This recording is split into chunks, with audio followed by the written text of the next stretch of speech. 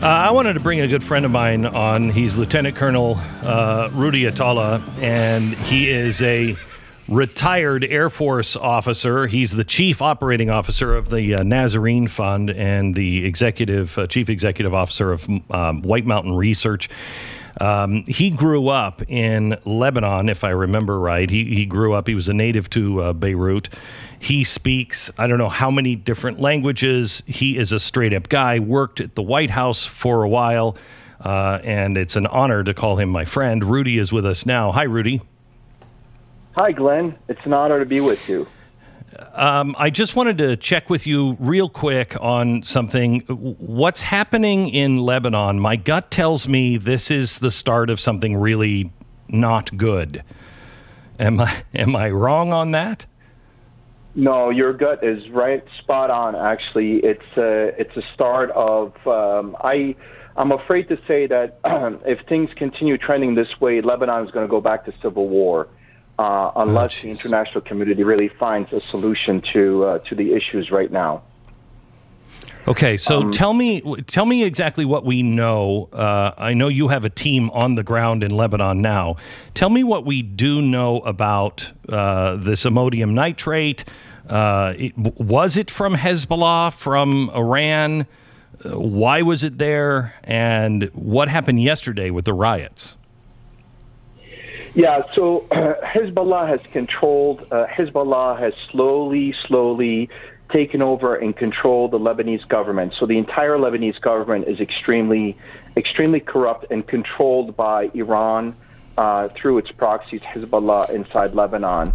Once they took control of the government, they control the airport, and they also control the seaport where the explosion happened. And with their control of the seaport, they were bringing in all types of weapons, missiles, missile propellants, and of course ammonium nitrate. So the combination of all of that, and nothing entered or left the port without Hezbollah knowing about it. In fact, after the explosion occurred, they cordoned off the entire facility. The entire port itself did not allow anybody near it.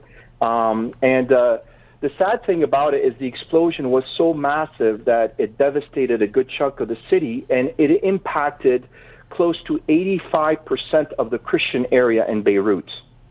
Oh my gosh! So the bulk of the damage has occurred in the Christian areas. Now, as of today, we have over 2,000 critically wounded, 6,000 total wounded. 200 dead with many more missing, and over 350,000 people are homeless. My cousin lost his entire home, his entire business. My father's house was damaged. My closest friends, all their homes were destroyed. So it's been an incredibly difficult time for everybody. And yesterday with the riots, what was really crazy that was happening is you had people in plain clothes from the Hezbollah side driving into the Christian areas where the damage occurred and basically offering up to buy homes from people, saying, "Oh, you lost everything. We'll purchase your place from you." It's something that they've done over the years. They've slowly basically entered and penetrated the Christian areas by asking to purchase land from Christians and from people. Now they're doing it with this damage, which is very, very alarming. So the riots yesterday, the people are fed up because there's economic depression, the major devaluation of the Lebanese pound against the dollar. A lot of the food that was entering the ports was being basically whisked away out of the country and moved across the border into Syria to continue propping up the Assad regime, and Hezbollah was behind all of this. So the people are starving. The value of their money is not there. They can't purchase anything, and what's made it worse is there are no jobs. The Lebanese population is 4.5 million. Now add on top of that 1.5 million Syrian refugees from the war in Syria, and you have an extremely volatile area now with no jobs and nothing. So people yesterday they were so fed up, they went into the streets and they were basically clashing with the police. And yesterday, we've had a total of over 728 wounded, and right now the entire government resigned. So the Prime Minister Hassan Diab resigned, and but he's going to continue working with his people. Now, Hassan Diab and the government, Lebanese government, was all handpicked by Hezbollah and by Iran. So the people are waiting to see what's going to happen right now. The people are pushing for a guy named Nawab Salam to become the next prime minister, because the Constitution of Lebanon states that the prime minister must be Sunni. And so the people are trying to select their prime minister, but we will see what happens. This is where the rub is going to be, is that nobody wants Iran or Hezbollah to be in control of the government anymore. And Iran's not going to take that sitting down. No, they can't lose not. Lebanon. Yeah. There was something else that was really really interesting, and I think your listeners need to know, is that, you know, it's funny. The last week on Friday was when the Hague was going to come up with its final verdict in the long investigation, $600 million worth of investigations on the assassination of the former Prime Minister of Lebanon in 2005, Rafiq Hariri. And the verdict, the final verdict, has the finger pointing directly at Hezbollah and directly at Iran for killing the former prime minister, whom everybody loved in Lebanon. And so Hezbollah was not going to take that sitting down. And it's funny that, you know, a couple of days before that final verdict came out, this whole explosion happened.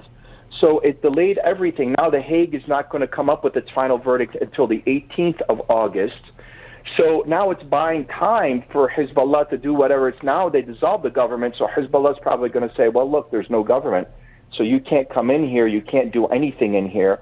And it allows them time to shuffle around. And Iran now has pledged full support to Lebanon and basically the guise of humanitarian aid, and we all know what that means. It means, you know, full support on every other front, of course, bringing in weapons and missiles and all that stuff. So this is how the game is played. Wow, that's depressing. Rudy, do you believe that this was intentional or a mistake? And was there really a fireworks depot in there? Or was this all stuff for rockets and bombs? Yeah, I personally think it was very deliberate. The timing is kind of the big question, and you know, you look at who benefits from this whole thing. Of course, Hezbollah benefits majorly from the whole thing. There were no fireworks at the port. I mean, the port is near the place where I used to live, Ashrafiyya, so they maintained all their ammos, their weapons, and their ammonium nitrate. And now the people are afraid also because they're saying that some of the experts are saying that 2,750 tons of ammonium nitrate, it wasn't all there. There was a lot of it missing. So now people are living in fear of a potentially second explosion. And I think, rumors start to rise and people start to talk, but Hezbollah controlled all of that. And they are known, Hezbollah is known to sacrifice its own people for the cause. In 2006, when during the Israeli incursion of Lebanon, I was talking to my friends. They would literally sacrifice their own kids and then send in people, reporters, take photos, and it would send them to TF1 France and say, see, the Israelis are killing kids, and the Israelis weren't doing anything. They were sacrificing their own people just for their own cause. So they will do anything to win the battle.